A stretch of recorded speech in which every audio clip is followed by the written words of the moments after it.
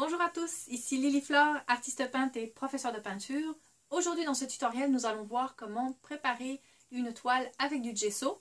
Cette technique s'utilise aussi bien sur des toiles de bois que des toiles de toile, aussi bien sur des grandes toiles que des petites toiles. Donc je vais vous la montrer sur une petite toile. Et voilà, je vous laisse avec le tutoriel. N'hésitez pas à mettre un petit pouce levé si vous avez aimé ça ou à commenter. Moi, ça m'aide toujours. Et puis pour ceux pour qui ce n'est pas encore fait, allez voir sur mon site web pour vous inscrire et recevoir le e-book Osez devenir l'artiste en vous gratuitement.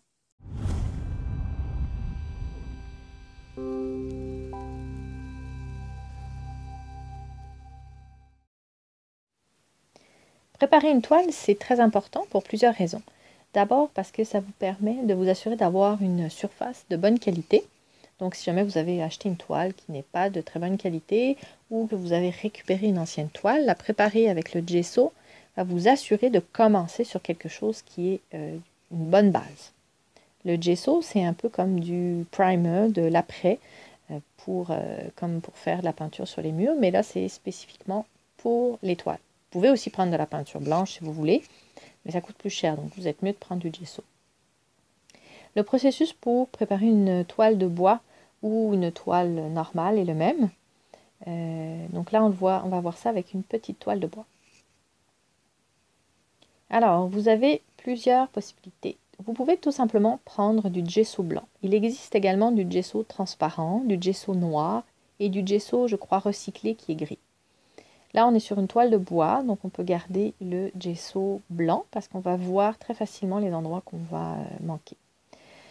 Moi, ce que j'aime bien aussi, c'est mélanger moitié-moitié avec du médium liquide brillant parce que ça rend la surface un petit peu plus glissante. Parce que le gesso, c'est une matière qui, quand elle sèche, est quand même assez mate.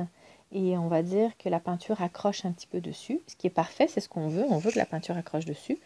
Mais si vous préférez que votre pinceau glisse un petit peu plus, ça peut être intéressant de rajouter un peu de médium liquide brillant dedans.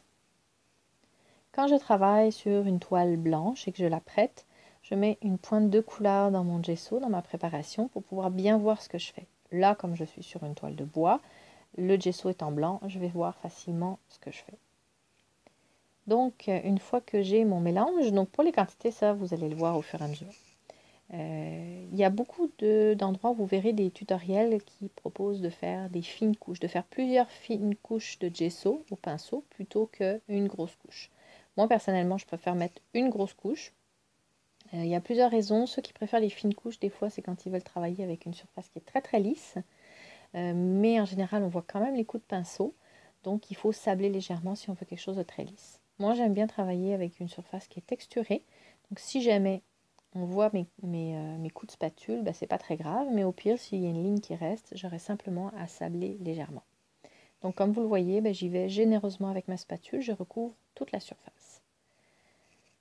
Les bords, vous n'êtes pas obligé de les faire. Ça dépend bien sûr si vous souhaitez peindre sur les bords ensuite ou pas. Moi, généralement, je fais le contour avec une couleur neutre. Donc, je ne mets pas forcément de gesso. Mais ça, c'est vraiment comme vous le souhaitez. Donc, vous voyez, c'est assez simple de préparer sa toile, mais c'est important. C'est un processus important. Vous allez garantir une bonne qualité de base pour commencer votre peinture. Donc, si vous mettez des heures et des heures à la faire, ben, vous voulez que ça dure des années et des années. Vous ne voulez pas que la peinture, les couleurs fadissent à force avec le temps parce qu'elle serait bue par la toile. Et vous voulez également que la peinture accroche bien sur votre toile. Donc, c'est la raison pour laquelle on fait du gesso.